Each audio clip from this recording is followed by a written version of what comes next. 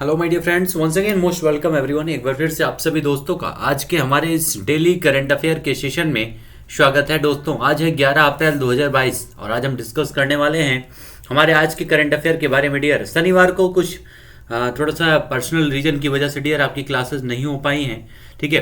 फिर भी वो सारे क्वेश्चन जो भी आपके छूटे हुए हैं उन सारे क्वेश्चन को हम दो दो चार चार क्वेश्चन बीच के सेशन में लेकर के उनको हम कंप्लीट कर देंगे, ठीक है। चलिए, तो आइए शुरू करते हैं डियर आज का हमारा करंट अफेयर सेशन। लेकिन इसके पहले आप सभी लोग जितने भी हमारे दोस्त हैं, आप सभी से रिक्वेस्ट है, प्लीज एक बार आप सभी लोग सेशन को जितना ज़्यादा से ज़्यादा हो सके शेयर कर दीजिएगा। और जिन्होंने सेशन को अभी तक लाइक नहीं किया है डियर, लाइक जरूर कर दीजिएगा। चलिए आइए शुरू करते हैं डियर आज का हमारा सेशन 11 अप्रैल 2022 का करंट अफेयर मिशन सक्सेस के साथ में। Let us start dear. Animation, visual effect, gaming and comics AVGC promotion task force की स्थापना किस मंत्रालय के द्वारा की गई है? पहला क्वेश्चन आपका है कि animation, visual effect, gaming and comics promotion task force की स्थापना अभी हाल ही में की गई है और ये कौन से मंत्रालय के द्वारा की गई है? ये आपसे क्वेश्चन पूछा गया डियर। तो ये किसके द्वारा किया गया है? सूचना एवं प्रसारण मंत्रालय के द्वारा, ठीक है। किसके द्वारा डियर? सूचना एवं प्रसारण मंत्रालय के द्वारा इसको स्थापित किया गया है। यानी आंसर हमारा पहला क्या हो जाएगा? सूचना एवं प्रसारण मंत्रालय। अभी हाल ही में जो है सूचना और प्रसारण मंत्रालय के द्वारा ही कई सारे आपके आईडी जो यहाँ पर यूट्यूब की हैं, फेसबुक की हैं, टेलीग्राम की हैं, कई सारी आईडीज को बंद कर दिया गया था, जो भी हमने डिस्कस किया था कुछ दिन पहले। तो आंसर यहाँ पर हमारा हो जाएगा डियर पहले का सूचना एवं प्रसारण मंत्रालय। दूसरा हमारा क्वेश्चन है 57वां सीआरपीएफ शौर्य दिवस। कौन सा? 57वां सीआरपीएफ का शौर्य दिवस 2022 कब मनाया गया है? अभी हाल ही में जो है 57वां जो है सीआरपीएफ का शौर्य दिवस मनाया गया डियर। और आपसे क्वेश्चन पूछा जा रहा है कि ये किस दिवस को सेलिब्रेट किया गया था, कौन से दिन जो है इसका सेलिब्रेशन हुआ था, ये आपसे क्वेश्चन पूछा जा रहा है। सीआरपीएफ का शौर्य दिवस, ठीक है। तो यहाँ पर हमारा आंसर क्या हो जाएगा डियर? इस क्वेश्चन का आंसर क्या हो जाएगा कि 57वां सीआरपीएफ यानी सेंट्रल रिजर्व पुलिस फोर्स जो आपका है शौर्य दिवस, इसका 9 अप्रैल को सेलिब्रेट किया गया है। कब को? 9 अप्रैल। अगर 9 अप्रैल को इसको सेलिब्रेट किया गया है और ये इसका 57वां स्थापना दिवस शौर्य दिवस है डियर। कौन सा? 57वां जो है एक शौर्य दिवस है। तो याद रखिएगा, इसका मतलब है कि इसकी जो पहला शौर्य दिवस जो मनाया गया था वो कब मनाया गया था डियर? ये मनाया गया था 1965 में। 1965 में पहला शौर्य दिवस सीआरपीएफ का सेलिब्रेट किया गया था। याद रखिएगा 1965 में जब सीआरपीएफ की एक छोटी सी टुकड़ी ने गुजरात के कच्छ के रण में एक पाकिस्तानी सेना को जो है हरा करके इतिहास रच दिया था। काफ़ी छोटी टुकड़ी थी उस समय सीआरपीएफ की, जिसने 34 पाकिस्तानी सैनिकों को मार गिराया था। इस प्रकार से हमारा आंसर क्या हो जाएगा डियर? 9 अप्रैल को मनाया जाता है सीआरपीएफ का शौर्य दिवस। और अगर सीआरपीएफ की हम बात करें डियर, तो सीआरपीएफ जो है इसका जो हेडक्वार्टर है वो है न्यू दिल्ली में, यानी नई दिल्ली में इसका हेडक्वार्टर है। और इसकी स्थापना कब की गई थी? तो इसकी स्थापना की गई थी 27 जुलाई 1939 में। कब किया गया था डियर? 27 जुलाई 1939 में इसकी स्थापना की गई थी, याद रखिएगा। और इस समय सीआरपीएफ के जो इस समय महानिदेशक हैं उनका नाम क्या डियर? तो सीआरपीएफ के महानिदेशक का नाम है कुलदीप सिंह। क्या नाम है? कुलदीप सिंह नाम है सीआरपीएफ के महानिदेशक का। और 27 जुलाई 1939 को स्थापना हुई थी, न्यू दिल्ली में हेडक्वार्टर है। और इसका शौर्य दिवस पहली बार मनाया गया था 1965 में। ये सारे पॉइंट याद रखिएगा, मोस्ट इंपॉर्टेंट हैं डियर। और 9 अप्रैल को सेलिब्रेट किया जाता है ये आपका सीआरपीएफ का शौर्य दिवस, ठीक है। आइए बढ़ते हैं नेक्स्ट क्वेश्चन पर। अगला हमारा है tiger of Dras captain Anuj Nayyar 23 Kargil hero किसके द्वारा लिखी गई है? ये पूरा किताब का नाम है जो आप देख रहे हैं यहाँ पर। टाइगर ऑफ द्रास से लेकर के, कहाँ से डियर? टाइगर ऑफ द्रास से लेकर के यहाँ पर कारगिल हीरो तक इस पूरी किताब का टाइटल है। और ये किसके द्वारा लिखी गई है? तो ये लिखा गया है किसके द्वारा डियर? मीना नैयर और हिम्मत सिंह शेखावत के द्वारा। किसके द्वारा? मीना नैयर और हिम्मत सिंह शेखावत के द्वारा इस पुस्तक को लिखा गया है, याद रखिएगा। इस प्रकार से हमारा आंसर क्या हो जाएगा? मीना नैयर और हिम्मत सिंह शेखावत। किताब का नाम क्या है? याद रखिएगा, tiger of Dras captain Anuj Nayyar 23 Kargil hero इसका नाम है। ठीक है, अगला हमारा क्वेश्चन है क्यूएस वर्ल्ड यूनिवर्सिटी रैंकिंग में कौन सा भारतीय संस्थान शीर्ष पर। अभी हाल ही में क्यूएस वर्ल्ड यूनिवर्सिटी रैंकिंग जारी हुई है डियर, और इसमें भारत का कौन सा संस्थान जो है शीर्ष पर है। ये आपसे क्वेश्चन पूछा गया है कि भारतीय कौन सा संस्थान शीर्ष पर है। काफी इंपॉर्टेंट क्वेश्चन बनता है यहाँ से आपके एग्जाम में डियर। तो क्यूएस में जो आपकी यूनिवर्सिटी रैंकिंग है इसमें भारत का कौन सा संस्थान शीर्ष पर है, तो उसका नाम है आईआईटी बॉम्बे। ठीक है, कौन सा डियर, आईआईटी बॉम्बे जो है इसमें शीर्ष पर है भारत में। लेकिन अगर इसी की बात की जाए कि विश्व में इसका कौन सा स्थान है, तो 65वें स्थान पर है क्यूएस वर्ल्ड यूनिवर्सिटी रैंकिंग में। भारत का जो आईआईटी बॉम्बे है वो 65 स्थान पर है। ठीक है, तो आंसर हो जाएगा 65वें स्थान पर वर्ल्ड लेवल में, लेकिन भारत में शीर्ष पर है आईआईटी बॉम्बे। नेक्स्ट हमारा क्वेश्चन है यहाँ पर क्यूएस वर्ल्ड यूनिवर्सिटी रैंकिंग 2022 में किस संस्थान ने पूरे वर्ल्ड में शीर्ष स्थान हासिल किया है। पूरी दुनिया की, वहां भारत की हमने बात किया था आईआईटी मुंबई, लेकिन अगर पूरे वर्ल्ड की अगर हम बात करेंगे तो पूरे वर्ल्ड में कौन सा जो है शीर्ष स्थान हासिल किया है, तो उसका नाम है मैसाचुसेट्स इंस्टीट्यूट ऑफ टेक्नोलॉजी ने जो है पहला स्थान हासिल किया है। यानी आंसर क्या हो जाएगा, Massachusetts Institute of Technology will be the correct answer dear. ठीक है, तो इस तरह से हमारा आंसर यहाँ पर करेक्ट हो जाएगा। मैसाचुसेट्स यूनिवर्सिटी जो है ये सबसे टॉप पर है, याद रखिएगा, पूरे दुनिया में पहले स्थान पर है। सर्बिया के दूसरी बार राष्ट्रपति कौन बने हैं। अगला क्वेश्चन हमारा है सर्बिया के दूसरी बार राष्ट्रपति कौन बने हैं डियर, तो उनका नाम है अलेक्जेंडर वुशिक। उनका नाम है, क्या नाम है डियर, उनका नाम है अलेक्जेंडर वुशिक। आंसर हो जाएगा ये दूसरी बार बने हैं सर्बिया के राष्ट्रपति। ठीक है, एक बार जितने भी लोग हमारे साथ जुड़े हुए हैं सर्बिया का जल्दी से राजधानी कमेंट में करिएगा आप सभी लोग, what is the capital of Serbia. जल्दी से, बी फास्ट एवरीवन, जल्दी से कमेंट आप लोग बताइएगा सर्बिया की कैपिटल क्या है।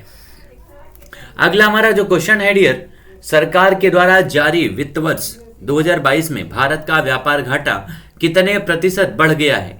भारत का व्यापार घाटा, यहाँ पर हमने देखा था कि भारत का जो निर्यात है वो 400 अरब डॉलर को यहाँ पर पार किया है, लेकिन साथ में ये भी याद रखिएगा 88% भारत का व्यापार घाटा है। कितना परसेंट बढ़ गया है, 88% भारत का व्यापार घाटा भी बढ़ गया है। दोनों पॉइंट याद रखिएगा। ठीक है, तो आंसर हो जाएगा 88%। और नेक्स्ट हमारा क्वेश्चन है आपातकाल के दौरान मदद के लिए तमिलनाडु की सरकार के द्वारा किस ऐप को लॉन्च किया गया है। किसके द्वारा लॉन्च किया गया डियर, तो तमिलनाडु की गवर्नमेंट के द्वारा लॉन्च किया गया है।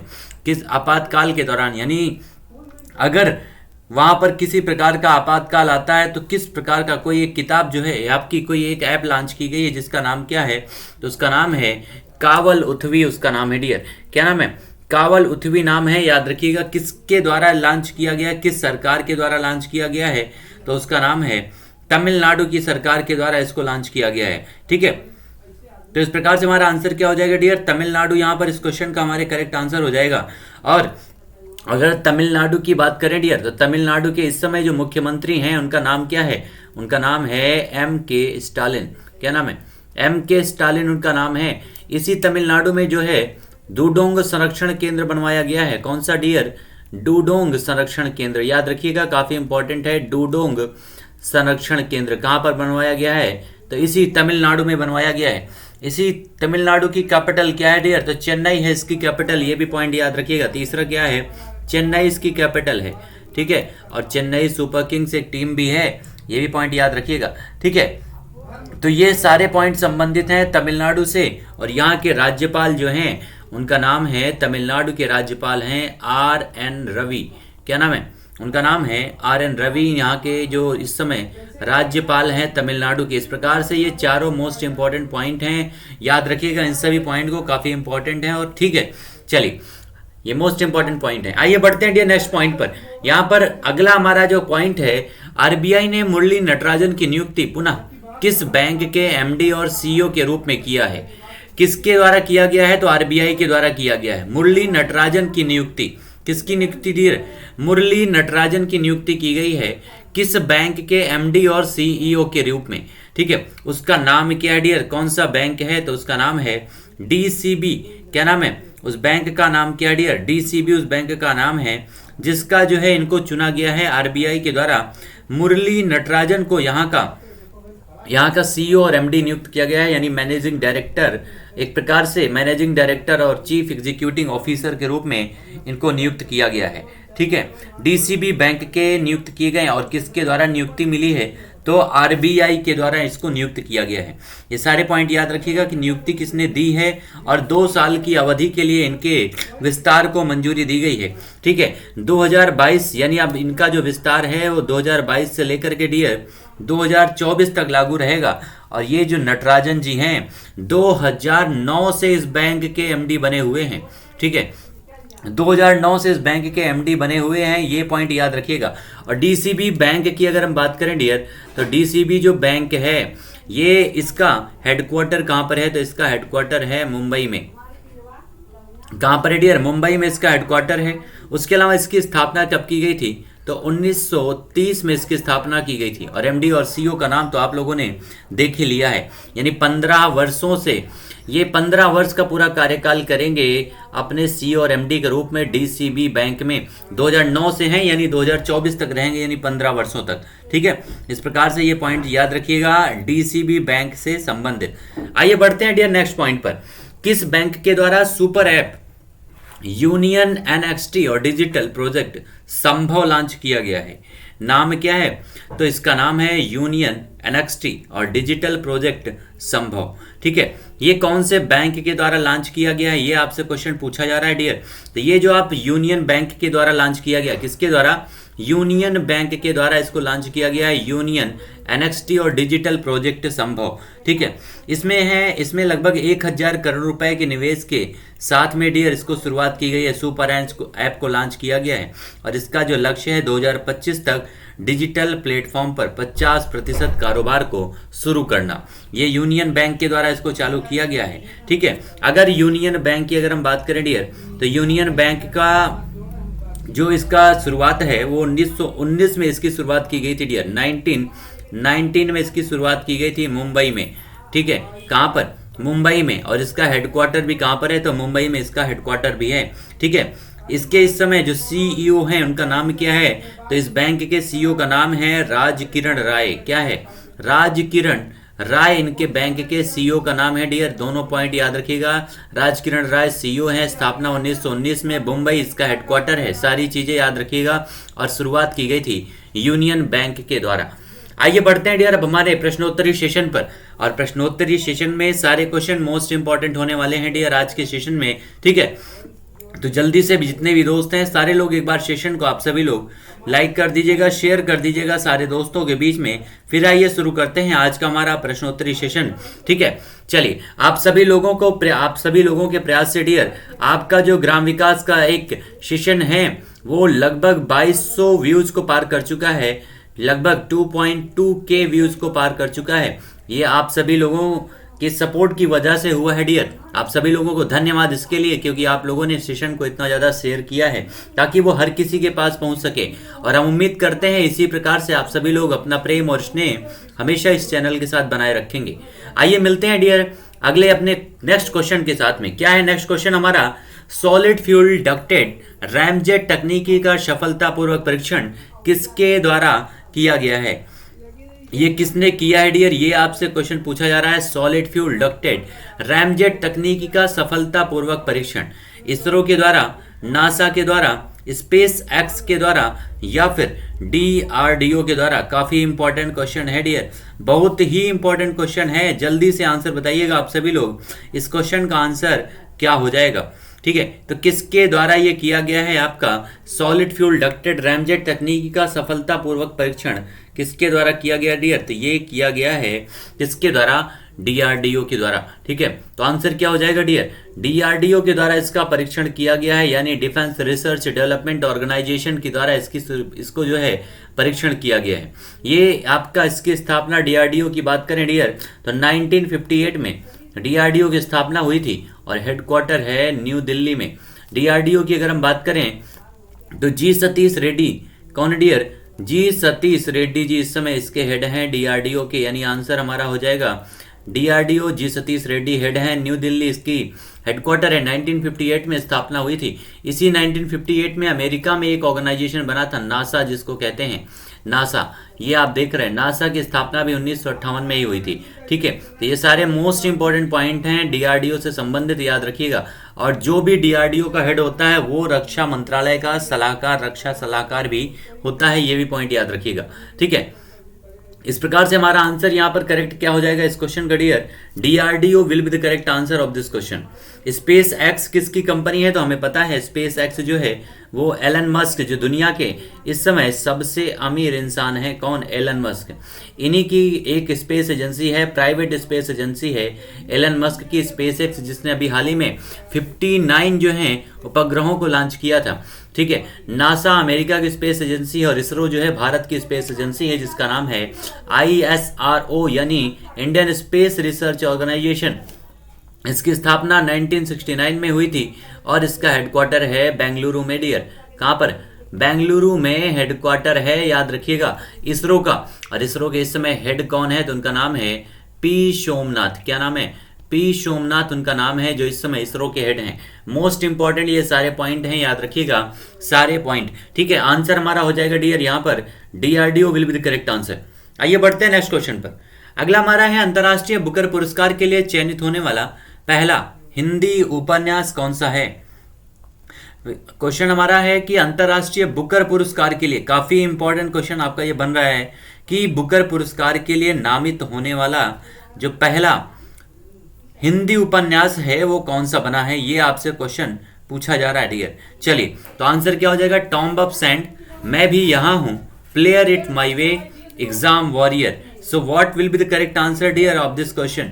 बहुत ही इंपॉर्टेंट ये आपके एग्जाम के लिए क्वेश्चन है, क्योंकि आपके एग्जाम में ये क्वेश्चन याद रखिएगा जरूर छपेगा।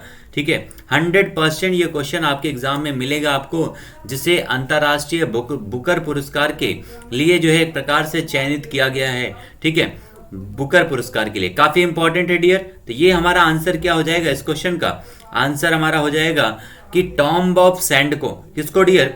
टॉम्ब ऑफ सैंड को चुना गया है, याद रखिएगा। आंसर हमारा क्या हो जाएगा? पहला टॉम्ब ऑफ सैंड जो है हमारा करेक्ट आंसर हो जाएगा इस क्वेश्चन का। अगर हम टॉम्ब ऑफ सैंड की बात करें डियर, जिसे बुकर अवार्ड के लिए चुना गया है, ये किसके द्वारा लिखा गया है? तो ये जो है गीतांजलि श्री के द्वारा। किसके द्वारा डियर? गीतांजलि श्री इनका नाम है, जिनके द्वारा इसको लिखा गया है, गीतांजलि श्री। ठीक है, गीतांजलि श्री के द्वारा। काफी इंपॉर्टेंट है इसके लेखक का नाम भी। ठीक है, और इसे जो है चुना गया है अंतर्राष्ट्रीय बुकर पुरस्कार के लिए। इसका जो है डेजी रॉकवेल के द्वारा जो है इसका अंग्रेजी में अनुवाद किया गया है, ये भी पॉइंट याद रखिएगा। किसके द्वारा?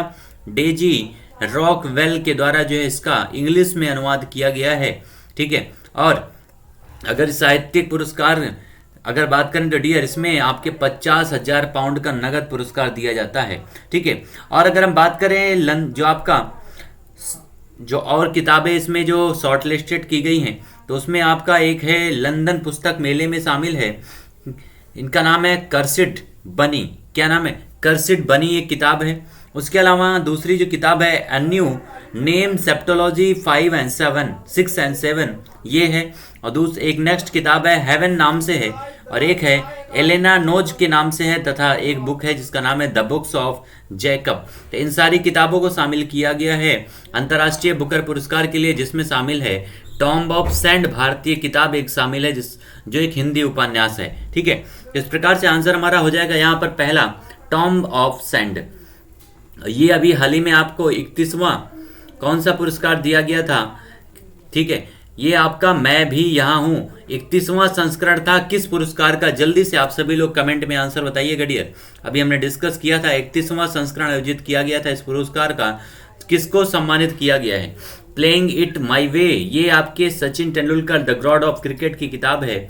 सचिन तेंदुलकर के बारे में जो किताब लिखी गई है ठीक है, गॉड ऑफ क्रिकेट, ये उन्हीं की किताब है प्लेइंग इट माई वे। और एग्जाम वॉरियर हमारे देश के प्रधानमंत्री नरेंद्र मोदी जी के द्वारा लिखी गई है। इस प्रकार से आंसर हमारा हो जाएगा tomb of sand will be the correct answer.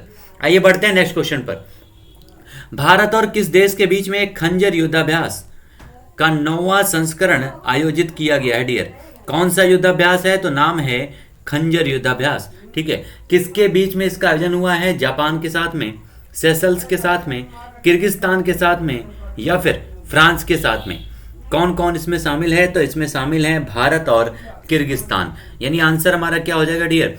तीसरा आंसर यहां पर हमारा करेक्ट हो जाएगा इस क्वेश्चन का कि भारत और किर्गिस्तान शामिल हैं इस खंजर युद्धाभ्यास 2022 में, जिसका कौन सा संस्करण आयोजित किया जा रहा है डियर? तो ये इसका 9वां संस्करण है, जो आपको सबसे पहला पॉइंट इसमें याद रखना है, इसका 9वां संस्करण है। ठीक है, खंजर युद्धाभ्यास का। और कहां पर हो रहा है? तो किर्गिस्तान में हो रहा है। किर्गिस्तान के, भारत और किर्गिस्तान के बीच में इसका आयोजन किया गया है। और ये हो कहां पर रहा है? तो इसका जो आयोजन किया जा रहा है डियर, ये किया जा रहा है बकलोह में। कहां पर? बकलोह में इसका आयोजन किया जा रहा है। ठीक है, इस प्रकार से आंसर क्या हो जाएगा? बकलोह में इसका आयोजन किया गया है। बकलोह है कहां पर? तो उत्तराखंड में है। ठीक है, उत्तराखंड, ये पॉइंट याद रखिएगा, यहीं पर इसका आयोजन किया गया है। बकलोह में किर्गिस्तान और भारत के बीच में इसका आयोजन किया गया है। मोस्ट इंपॉर्टेंट ये आपका जो है युद्धाभ्यास है, जहां से आपके एग्जाम में क्वेश्चन बनने ही बनने हैं कि कौन से देश के बीच में आयोजित किया जा रहा है और इसका संस्करण क्या है। ठीक है, और दूसरा नेक्स्ट पॉइंट बनता है ये आपका है कहां पर? तो बकलोह में। आइए बढ़ते हैं नेक्स्ट क्वेश्चन। यहाँ पर जापान की बात अगर हम करें डियर, तो जापान के साथ आपको पता है कि भारत और जापान के बीच में लगभग 3 से 4 युद्धाभ्यास होते हैं, जिनमें मुख्य रूप से धर्म गार्जियन युद्धाभ्यास। ठीक है, कौन सा? धर्म गार्जियन युद्धाभ्यास। उसके अलावा एक है आपका जापाड युद्धाभ्यास। जापाड के अलावा है जाइमेक्स युद्धाभ्यास। ये सारे होते हैं भारत और जापान के बीच में। ठीक है, और अभी हाल ही में सेशल्स के साथ हुआ था लामितीय युद्धाभ्यास। कौन सा? लामितीय युद्धाभ्यास हुआ था सेशल्स के साथ में, और फ्रांस के साथ में हुआ था वरुण युद्धाभ्यास। ये सारे युद्धाभ्यास भी याद रखिएगा, मोस्ट इंपॉर्टेंट है। और आंसर हो जाएगा खंजर युद्धाभ्यास भारत और किर्गिस्तान के बीच में। अगला हमारा क्वेश्चन है, पृथ्वी अवलोकन के लिए गौफेन 303 का सफलतापूर्वक अनावरण या प्रक्षेपण किस देश के द्वारा किया गया है? कौन से देश के द्वारा जो है एक पृथ्वी अवलोकन उपग्रह है गौफेन 303 यानी 303 सफलतापूर्वक जो है डियर इसका प्रक्षेपण किया गया, इसे लॉन्च किया गया है। उस देश का नाम क्या है? भारत है, पाकिस्तान है, ईरान है या फिर चाइना है? तो वो देश कौन सा है डियर? एक प्रकार से जो आपका पृथ्वी अवलोकन उपग्रह है ये लॉन्च किया गया है चाइना के द्वारा। ठीक है डियर, तो आंसर क्या हो जाएगा? चीन के द्वारा इसको लॉन्च किया गया है गाओफेन। एक आपका 303 एक पृथ्वी अवलोकन उपग्रह है। ये आपसे क्वेश्चन में भी पूछा जाता है कि किस प्रकार का उपग्रह है, तो आंसर हो जाएगा चाइना। ठीक है, चाइना की कैपिटल क्या है डियर? तो चाइना की कैपिटल हमें पता है कौन सी है? बीजिंग। अभी हाल ही में आपका बीजिंग का शीतकालीन ओलंपिक का आयोजन किया गया था। शीतकालीन ओलंपिक कहां पर आयोजित किया गया था? बीजिंग में, याद रखिएगा। ठीक है, उसके अलावा अगर हम चाइना की बात करें तो यहाँ की जो मुद्रा है उसका नाम क्या है? रोमिनबी इनका यहाँ की मुद्रा है, याद रखिएगा, रोमिनबी। ठीक है, काफी इंपॉर्टेंट यहाँ की मुद्रा है डियर, ये आपके एग्जाम में कई बार पूछा गया है। यहाँ के इस समय जो हेड हैं उनका नाम है शी जिनपिंग। क्या नाम है? शी जिनपिंग जो है यहाँ के इस समय हेड हैं। उसके अलावा चाइना जो वो देश है जो दुनिया का जनसंख्या में सबसे बड़ा देश है, यानी जनसंख्या सबसे ज्यादा कहां पर है? तो इसी चाइना में है। ये सारे पॉइंट याद रखिएगा। चाइना से संबंधित उइगर जो मुस्लिम जिनके ऊपर प्रताड़ना हो रही है चाइना में, वो कहां पर? इसी चीन में है, उइगर मुस्लिम समुदाय। ठीक है, इस प्रकार से आंसर हमारा हो जाएगा डियर इस क्वेश्चन का, चीन will be the correct answer. Next हमारा क्वेश्चन है, खगोलविदों के द्वारा किस ग्रह के समान एक अन्य K2 2016 BLG 0005 LB की खोज की गई है? किस यहाँ पर कौन से ग्रह के समान है ये पूछा गया है। कौन से ग्रह के समान है जो खोज की गई है खगोलविदों के द्वारा इसकी? ठीक है, मंगल ग्रह के, बृहस्पति के, पृथ्वी के या फिर शनि ग्रह के, किसके समान है ये क्वेश्चन पूछा गया डियर। तो ये आप नाम भी याद रखिएगा, K2 2016 BLG 0005 LB इसकी खोज की गई है। और ये खोज जो है जो किया गया है ये बृहस्पति ग्रह के समान है। किसके समान डियर? बृहस्पति, जो सबसे बड़ा ग्रह है बृहस्पति ग्रह, उसी के समान है ये आपका। ठीक है, और ये जो है लगभग 420 मिलियन दूर स्थित है, याद रखिएगा। बृहस्पति जो है हमारे सूर्य से लगभग 462 मिलियन है और ये 420 लगभग उतने ही समान है। ठीक है, इस प्रकार से ये मोस्ट इंपॉर्टेंट पॉइंट बनता है डियर आपके एग्जाम के लिए। आंसर हमारा क्या हो जाएगा? बृहस्पति ग्रह। सबसे बड़ा ग्रह कौन सा है? तो वो है बृहस्पति ग्रह। लाल ग्रह कौन सा है? तो मंगल ग्रह है। नीला ग्रह कौन सा है? तो पृथ्वी है। और कौन से ग्रह पे जो है कई सारे रिंग्स लगे हुए हैं? तो वो है शनि ग्रह। ठीक है, तो इस प्रकार से हमारा आंसर क्या हो जाएगा? आंसर हो जाएगा हमारा Brihaspati will be the correct answer dear इस क्वेश्चन का। नेक्स्ट हमारा है एचएल ने किस देश की एरोस्पेस इंडस्ट्रीज से नागरिक यात्री विमान को मल्टी मिशन टैंकर ट्रांसपोर्ट में बदलने का समझौता किया है? मल्टी मिशन टैंकर ट्रांसपोर्ट में बदलने का समझौता किया है। किसने किया है? तो एचएल ने। किसने डियर? एचएल ने किया है। और कौन सी देश की एरोस्पेस से? ये आपसे क्वेश्चन पूछा गया है कि किस देश की एरोस्पेस के साथ में ये समझौता किया गया है। तो ये किया गया डियर चाइना के साथ, अमेरिका के साथ, रशिया के साथ या फिर इजराइल के साथ में। तो ये समझौता हुआ है इजराइल के साथ, यानी आंसर हमारा क्या हो जाएगा डियर इस क्वेश्चन का? चौथा आंसर यहाँ पर करेक्ट हो जाएगा। एचएल के द्वारा जो है इजराइल के साथ ये समझौता किया गया है। हिंदुस्तान एरोनॉटिक्स लिमिटेड जो होता है इसका फुल फॉर्म होता है, याद रखिएगा, एचएल का full form Hindustan aeronautics limited, जिसकी स्थापना हुई थी 1940 में डियर। 1940 में स्थापना हुई थी। हेडक्वार्टर कहाँ पर है? तो बेंगलुरु में इसका हेडक्वार्टर है। कहाँ पर? बेंगलुरु में हेडक्वार्टर है। मोस्ट इंपॉर्टेंट है, याद रखिएगा। लेकिन इसको जो है भारत के द्वारा राष्ट्रीयकरण किया गया था 1962 में। ठीक है, इजराइल की एरोस्पेस इंडस्ट्री के साथ में ये समझौता किया गया है। ठीक है, तो इस प्रकार से आंसर हमारा क्या हो जाएगा? यहाँ पर 4 नंबर ऑप्शन करेक्ट हो जाएगा डियर इस क्वेश्चन का। नेक्स्ट हम बढ़ते हैं अगले क्वेश्चन पर। नेक्स्ट हमारा है किस राज्य को विश्व बैंक और AIIB को 7500 करोड़ रुपीस का ऋण प्राप्त हुआ है? कौन से राज्य को प्राप्त हुआ है? कहां कहां से? तो विश्व बैंक से और AIIB से 7500 करोड़ रुपए का बीच यहाँ पर ऋण प्राप्त हुआ है। और ये किस राज्य सरकार को मिला है? ये आपसे क्वेश्चन पूछा जा रहा है डियर। चलिए जल्दी से आंसर बताइएगा। महाराष्ट्र, गुजरात, राजस्थान या फिर मध्य प्रदेश? आंसर क्या हो जाएगा हमारे इस क्वेश्चन का डियर? तो ये मिला है गुजरात सरकार को। किसको? गुजरात सरकार को ये आपका ऋण दिया गया है, याद रखिएगा। किसके द्वारा दिया गया है? तो याद रखिएगा वर्ल्ड बैंक के द्वारा और एशियन इंफ्रास्ट्रक्चर इन्वेस्टमेंट बैंक के द्वारा। किसके द्वारा? इसका फुल फॉर्म याद रखिएगा क्या होता है? एशियन इंफ्रास्ट्रक्चर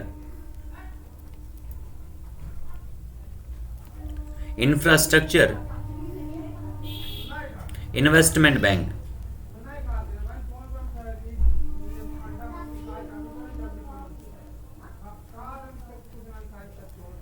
ठीक है, तो ये इसका जो है फुल फॉर्म हो जाएगा डियर, याद रखिएगा, इन्वेस्टमेंट बैंक।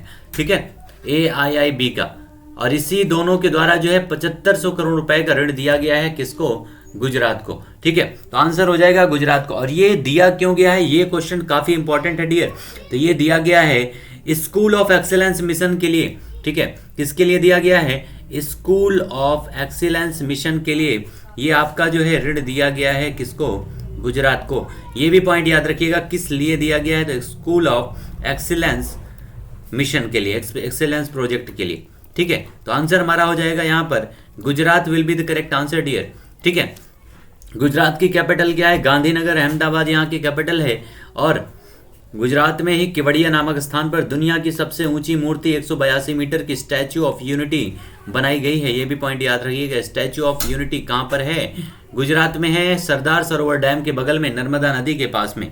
ठीक है, इस अनुदान योजना के तहत क्या किया गया है? तो लगभग 35,000 इस सरकारी और अनुदान प्राप्त लगभग 5,000 से 5800 स्कूल इसमें शामिल होंगे लगभग। ठीक है, और इसमें स्कूलों में जो है नए क्लासरूम, नए स्मार्ट क्लासरूम, कंप्यूटर लैब और ये सारी चीजें विकसित करने पर ध्यान दिया जाएगा गुजरात सरकार के द्वारा। ठीक है, तो आंसर हमारा हो जाएगा इस क्वेश्चन का Gujarat will be the correct answer dear. आइए बढ़ते हैं नेक्स्ट क्वेश्चन पर। अगला हमारा है किस कंपनी के द्वारा अपना सैटेलाइट इंटरनेट लॉन्च हेतु 3 फर्मों के साथ में समझौता किया गया है? गूगल के द्वारा, फेसबुक के द्वारा, अमेजन के द्वारा या फिर स्पेस एक्स के द्वारा?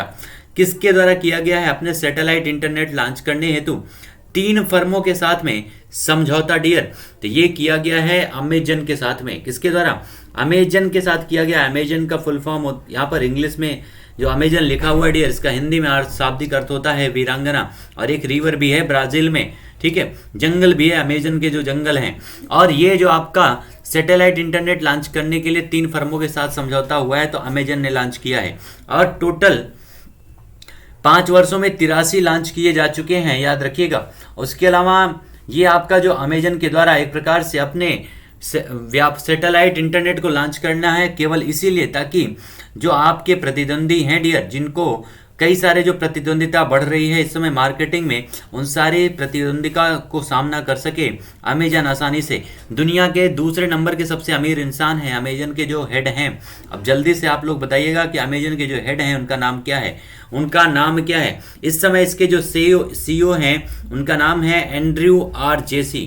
क्या नाम है डियर? एंड्रू आर जेसी इस समय इसके सीईओ हैं। और इसकी अमेजन की स्थापना हुई थी 1994 में, 1994 में हुई थी। गूगल के बारे में तो हमें पता ही है डियर, 1998 में इसकी स्थापना हुई थी। और इस समय इसके हेड कौन है? इस समय सुंदर पिचाई हैं इसके सीईओ। ठीक है, सुंदर पिचाई हैं, एक भारतीय मूल के व्यक्ति हैं। फेसबुक की स्थापना हुई थी 2004 में और इसके सीईओ कौन है? तो मार्क जुकरबर्ग हैं। कौन है? मार्क जुकरबर्ग इसके हेड हैं। ये सारे पॉइंट याद रखिएगा, मोस्ट इंपॉर्टेंट है। और ये तो दुनिया के सबसे अमीर इंसान है, स्पेस एक्स के संस्थापक एलन मस्क हैं। अभी हाल ही में सूची जारी हुई थी, याद रखिएगा, और इसमें दुनिया के सबसे अमीर व्यक्ति कौन बताया गया है? एलन मस्क को। ठीक है, इस प्रकार से आंसर हमारा तीसरा करेक्ट हो जाएगा डियर इस क्वेश्चन का। आइए मूव करते हैं अगले क्वेश्चन पर। नेक्स्ट हमारा है, नंदनी क्षीरा समृद्धि सहकारी बैंक की स्थापना किस राज्य के द्वारा की गई है? कौन से राज्य के द्वारा जो है नंदनी क्षीरा समृद्धि सहकारी बैंक की स्थापना की गई है? केरल के द्वारा, उत्तराखंड के द्वारा, कर्नाटक में, या फिर तमिलनाडु में? आखिर ये है क्या डियर? तो ये दूध उत्पादकों को अधिक वित्तीय मजबूती प्रदान करने के लिए क्रांतिकारी पहल शुरू की गई है। किसके द्वारा?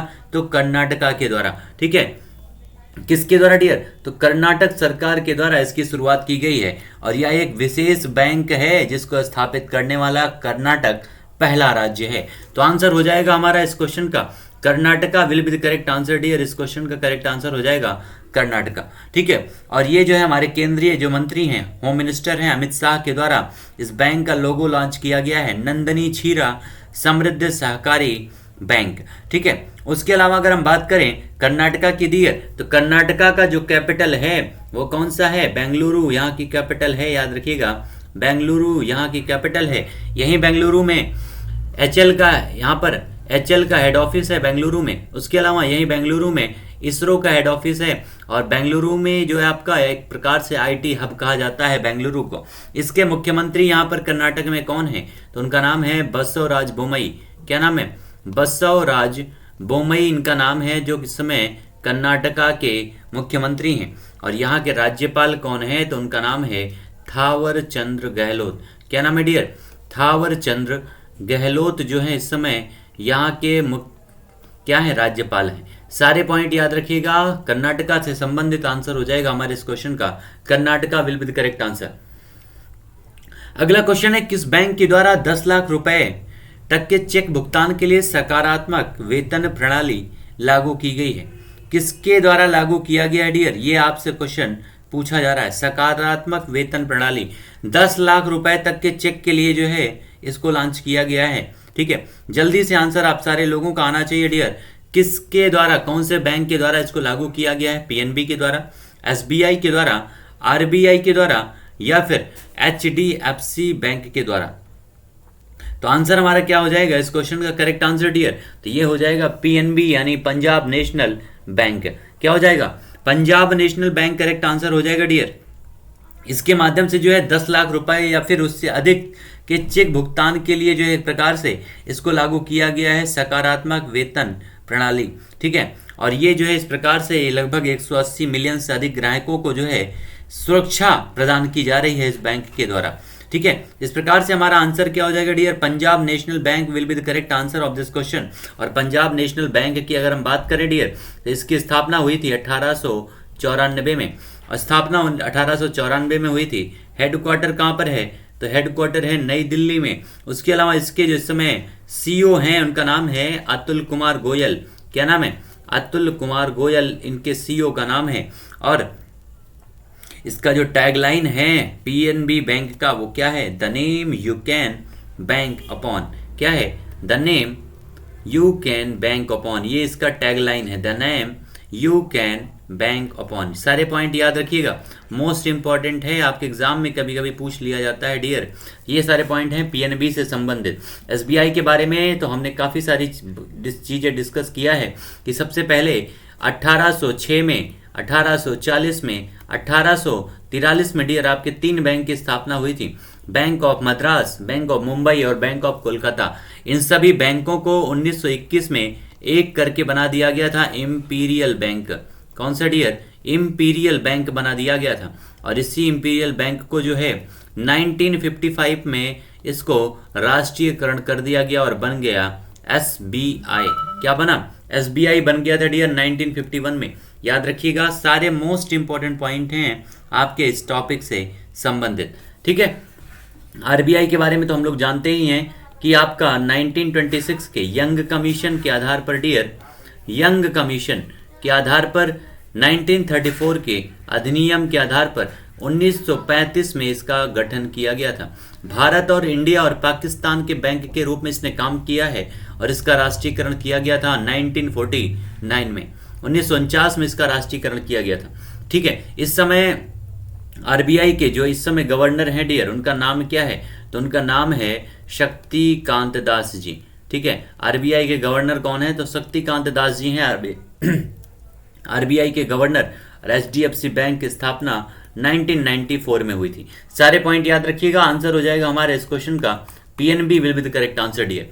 ठीक है, इस तरह से ये सारे क्वेश्चन हमारे कंप्लीट होते हैं, जो भी मोस्ट इंपॉर्टेंट क्वेश्चन बनते थे आपके एग्जाम के लिए डियर आज के सेशन में। ठीक है, होप सो आप लोगों ने एंजॉय किया होगा आज के सेशन का। उम्मीद करते हैं आप सभी लोग सेशन को लाइक कर चुके होंगे। जिन्होंने नहीं किया है एक बार सेशन को डियर लाइक कर दीजिएगा आप सभी लोग, और जिन्होंने शेयर नहीं किया डियर शेयर जरूर कर दीजिएगा। मिलते हैं फिर से अगले सेशन में। आज ग्राम विकास का आपका टेस्ट है 10 बजे, 11वां टेस्ट है, तो सारे लोग तैयार रहिएगा। ठीक है, मिलते हैं 10 बजे। आप सभी लोग मोस्ट वेलकम एवरीवन, जितने भी लोग हैं सारे लोग ग्राम विकास के टेस्ट के लिए तैयार रहिएगा। Thank you so much all my dear student, thank you so much.